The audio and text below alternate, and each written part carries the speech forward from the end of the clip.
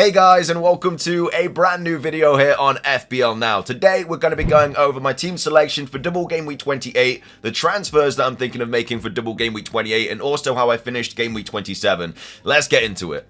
So, starting things off, how did I get on in Game Week 27? It was a red arrow, not a massive one. I went from 1.4k to 2.2k. Well, I guess I nearly doubled my rank if you look at it like that. But finished on 73 points, a Game Week rank of 2.7 mil. Martinez only getting 1 point. Not great at all, especially with the high-owned Areola getting 13 points. Dubravka also got a nice return as well. So, I think my goalkeeper is really where my game week went to crap, really. It really did not help out at all. And again, I'm looking forward to getting rid of Martinez. I'll be getting rid of him on my game week 31 wildcard. But until then, I just have to keep him. He's not got the greatest fixture coming up this week either, but, you know, there's nothing else I can really do about it. I cannot afford to use a transfer and a goalkeeper, even though I would love to have Neto in my team, unless I wildcard. And I'm going to be talking about chip talk a little bit later on in the video when I'm talking about my transfers. But as of right now, yeah, Martinez got 1 point. Ake got 2.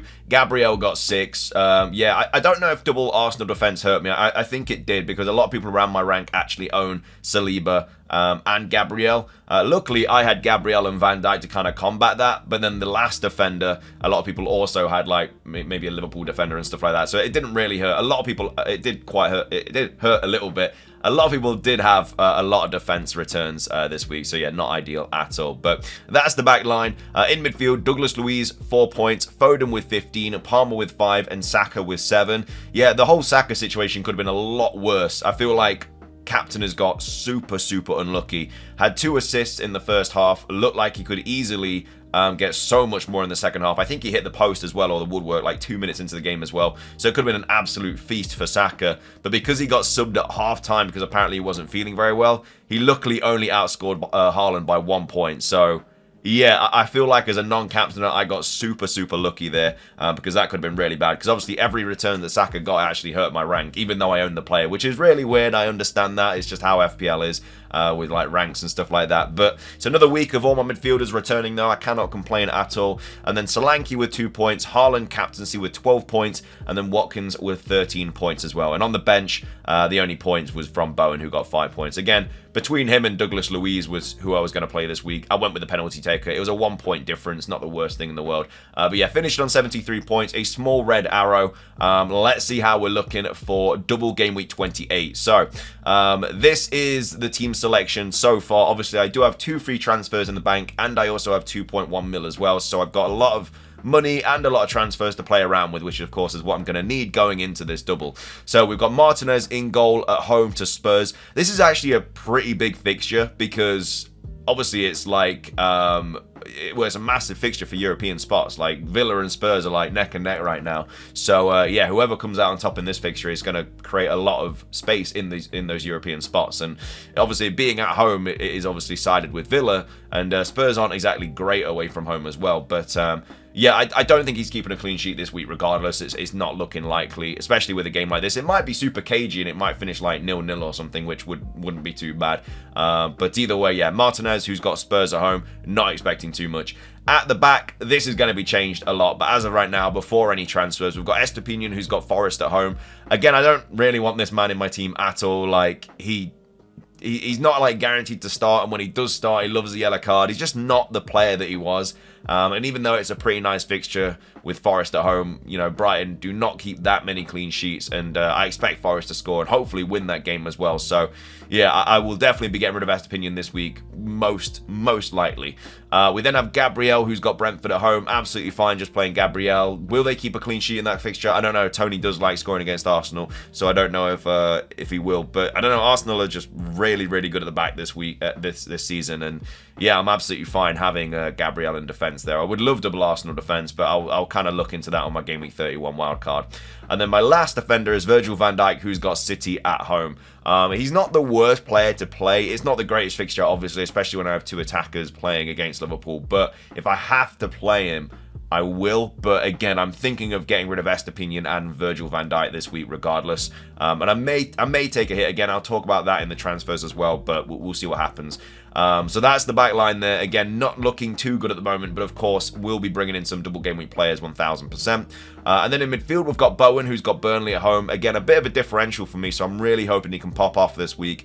We've got Foden, who's got Liverpool away. We've got Palmer, who's got Newcastle at home. And then we've also got Saka, who's got Brentford at home as well. So some really nice fixtures in midfield there, barring obviously Foden, who's got Liverpool away. I'm hoping Palmer can do something against Newcastle. Saka with Brentford at home, obviously really nice. And then, yeah, Bowen, Burnley at home, also an incredible fixture there. Not too bad at all. And then up top, we've got Solanke, who's my current captaincy. Sheffield United at home and Luton at home. I mean, watching that Sheffield United game last night, Solanke must be licking his lips. I feel like if you saved your triple captaincy and you're playing it this week, you could be on for a nice bit of a green arrow, because yeah, Sheffield United at home and Luton at home is just fantastic fixtures. We've also got Haaland, who's got Liverpool away, and then Watkins, who's got Spurs at home as well. And then on the bench, we've got Turner, who's got Brighton away, Douglas Luiz, who's got Spurs at home, Ake, who's got Liverpool away, and then Pedro Porro, who's got Villa away as well. So looking at my team, I've got 1 double game week player. I have 2 free transfers to bring in 2 more double game week players. And I think I'm okay with 3. You know, I may take a hit to bring in 4, and it's not the worst thing in the world. But at the same time, I don't want to be taking like a ton of hits like every single week, because if I do that, I'll probably have to take another hit for game week 29, because I want to bring in like so many more players, and it just makes sense to not do it. But I don't know, we'll have to see. But I'll talk about it all in my transfer portion of the video. But yeah, all in all, the team looks okay. It's just the defense that definitely needs like sorting out 100%. So let's move on to the transfer portion of the video. Though we have 2.1 mil in the bank and 2 free transfers. So I do need Doughty in my team. That's just like a certain, it's going to happen. It's going to be Est opinion that I get rid of. I want this man out of my team. He's just been an absolute horror show to own. And I'll make a little bit of money as well, actually getting rid of him for Doughty. So Doughty has Crystal Palace at away and Bournemouth away. It's not even the best double for Doughty, like Luton players. I don't know why people are tripling up on them. Like, I mean, I think they'll score against Bournemouth. And I think they'll score against Palace, but like, I don't think they'll be keeping clean sheets and stuff, so I don't know why people are like doubling up on Luton defense on wildcard. I personally wouldn't do it. I'm going to make a wildcard draft tomorrow. It's just like, you're going to have so many Luton players going into like game week 30 and 20. I like 29 is obviously fine because you got Forest at home, which is a pretty nice fixture for them. But then game week 30, 31 and stuff, like, you're not going to want them for Spurs and Arsenal. I know people are like, oh, you can just bench them. But what happens if you start getting injuries and stuff? You know, this is all something that could happen. I just don't think relying on 3 Luton players on your bench is like that good of an idea, especially with some tough fixtures coming up. But that's just my point of view. Again, I will go over a wildcard draft in tomorrow's video. But either way, yeah, so Doughty, I know I'm just obviously just saying I don't think they'll keep a clean sheet, but I'm bringing Doughty in because he plays in 29. He is their best attacking defender. He's on set pieces, stuff like that. He's going to be so highly owned, whether you're on wildcard or free hit or anything like that. Well, obviously people won't be, well, some people might be on free hit this week, but whether you're bringing him in or on wildcard or whatever, he's going to be really highly owned. So I'm going to need him. Plus, he's going to be highly owned in game week 29, which is a game week where I'm not free hitting. So I'll need to bring in all like the big hitters that week. So that's 2 double game week players. Now, one thing that I could do is get rid of Cole Palmer. So he's currently 5.7 mil. I can sell him for 5.5. So it's not that much money lost in him. And I could get rid of him for Barkley. So it's not the worst idea. Just simply because it's another game week 29 player, it's another double game week player, and I'll go into game week 28 with 3 doublers, and then in 29 I will have 1, 2, 3, 4, 5, 6, 7 playing players going into 29.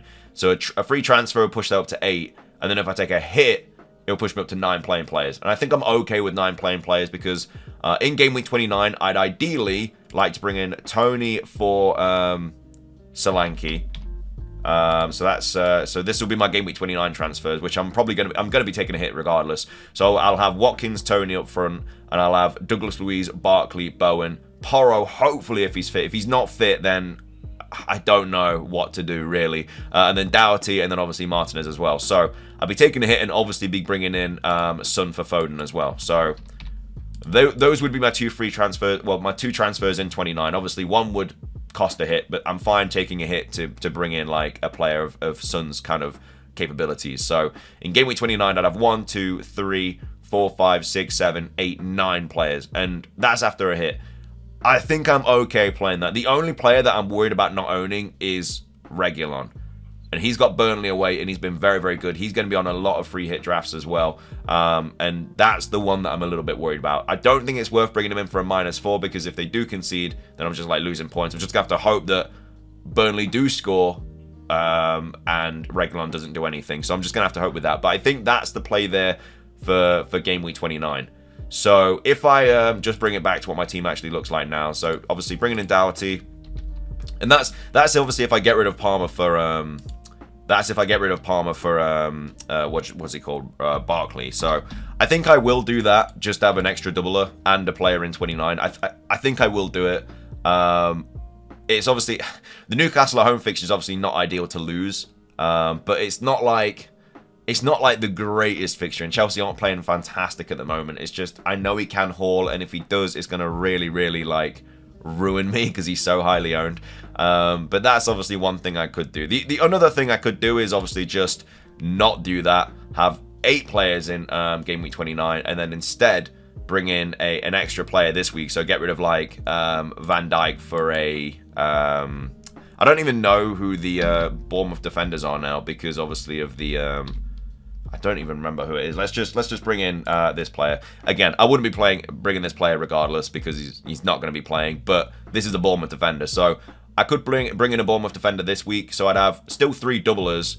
The only problem is I'd have less of a player. I'd have 1 less player in game week 29. So yeah, I mean the other option that I could do is get rid of Haaland for Morris, and I'm not completely against it. I think it's a pretty nice transfer. It's just Haaland is so highly owned, man. Like Liverpool away and then a blank and then Arsenal at home. It's not going to get worse than that.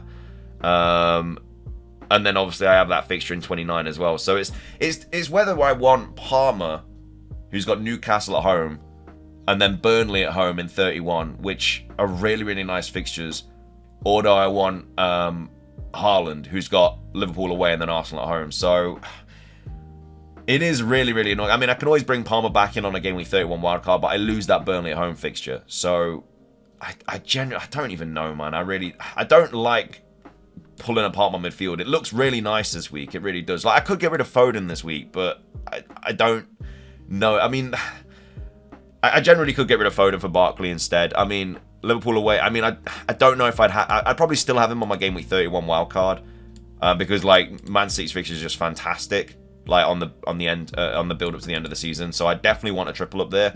And again, this is why I'm probably going to go like Foden, Haaland, and Edison maybe for a game week 31 wildcard, just because then I can set and forget my keeper, and they've just got really, really nice fixtures every week. So that's probably what I'm going to do on my game week 31 wildcard. But yeah, do I get rid of Foden now instead?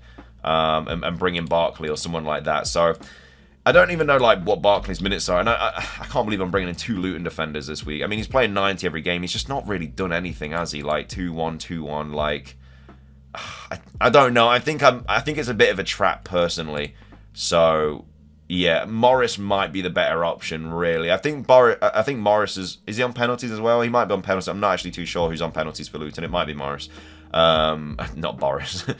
So yeah, I'm just rambling at the moment, but I generally don't want to do. Like, Doherty's definitely being brought in. It's just whether I bring in a Bournemouth defender this week and then have 8 players in 29, or bring in a Luton player this week and have 9 players in 29. But again, who do I get rid of for the Luton player? It'd have to be Palmer or Haaland or Foden, because I can't get rid of... I mean, I could get rid of Saka, but it's just the dumbest thing to do. Douglas Luiz I can't get rid of. Can't get rid of Bowen because they play in 29. So it has to be Foden, Palmer, or Haaland that I get rid of for another Luton player. It makes sense to bring in a Luton player because I get a double and an extra fixture. It's just, who do I get rid of instead? And also, I've got a lot of money saved up in Haaland now as well. Like, he's 14.5, I think. So, I mean, it's only a 0.2 difference. I could sell him for 14.3. So, I guess it's not too bad. But at the same time, yeah, I just don't really know. I'm going to have to wait and see what's happening. I mean, the thing is, like, if Porro's out for 29, then I may have to play my free hit, you know. I'm like, because I'll only have like 7 playing players, and at that point it's just a little bit like, well, how much more can I take? I'm either going to take a massive red arrow in 29, or just play. I don't know. It's a whole situation. But anyway, that's everything for today's video. I hope you guys enjoyed it. If you did, please do consider hitting the like button down below. It's trying at 50 likes, really helps out. Leave a comment with your thoughts on anything we covered in today's video. Subscribe if you're brand new, ring the notification bell, and until next time, peace.